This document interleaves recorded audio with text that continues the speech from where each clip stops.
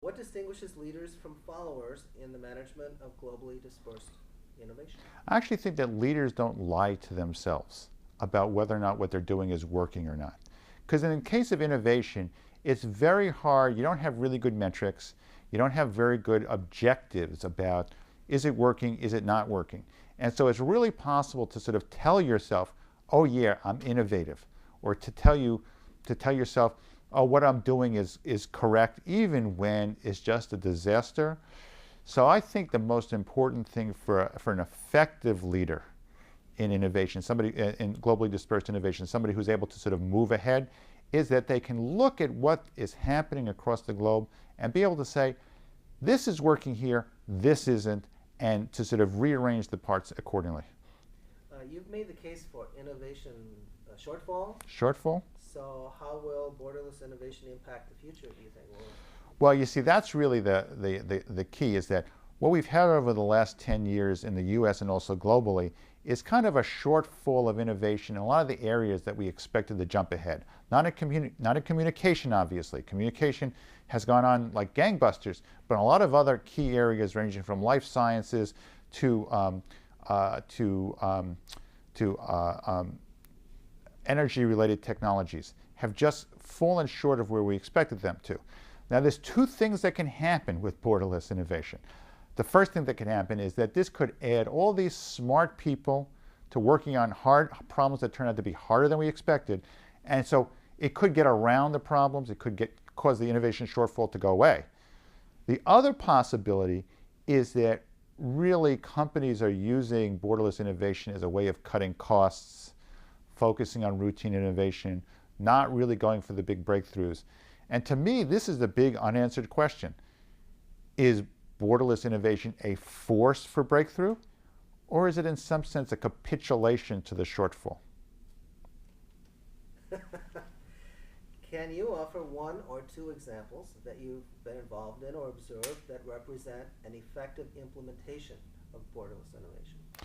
Well, I have to say that what I look for is at the breakthrough innovations as opposed to the routine stuff. So the routine is very easy to find examples where what happens is companies going and they're implementing the next version of a new product. And so what will happen is that their Chinese R&D center, their Indian R&D center will very proudly and correctly point to the fact that they had helped the next iteration.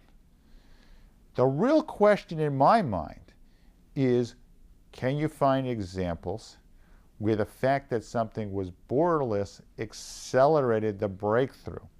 And that's a tougher one to sort of handle.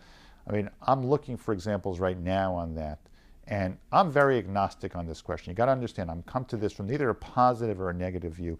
My only view is whatever is good for breakthrough innovation, I'm in favor of. How can senior decision makers avoid pitfalls while pursuing the opportunities available from borderless innovation? Well, the first question is, what are they going for? Are they going for the routine stuff? Or are they going for the big leaps, the stuff that can really propel their company forward? So a lot of this has to do with what sort of R&D operation are they managing. If what they're looking for is the next iteration in their existing markets, that's one type of management. And there what you're doing is you're looking for coordination across borders. You're looking for how can you glue the different pieces together in a way that accelerates and makes it possible to do this cheaper, because you know where you're going, and it's just a matter of getting there in the fastest, cheapest way possible. If you're talking about breakthrough stuff where you don't know where you're going to end up, and you don't know, well, you're going to know it if you see it. And so the question is, how do you set up a borderless innovation network so as to give people a chance to sort of hunt around for stuff that's new, which means you've got to give them some freedom, but is that compatible with a globally dispersed network? It's hard to say. Any additional thoughts or any questions I didn't ask that I should have? Well, I actually think that borderless innovation networks, whether they're a success or a failure in pushing through these breakthrough innovations, is absolutely the crucial question kind of going forward for the future of the global economy. Because really, we've got lots and lots of hard problems out there. especially in the areas of sort of energy, the environment, and so forth.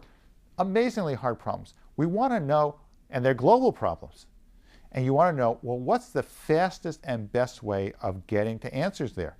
Is it by harnessing widely separated R&D institutes, centers, working together with different perspectives? Or is it the classic software model that if a smart person with a good idea can go a really long way, better than a collaborative committee? So I think this is the kind of the key question, and we don't know the answer, and I'm not even sure we're asking the question right. Great, thank you very much. Thank you.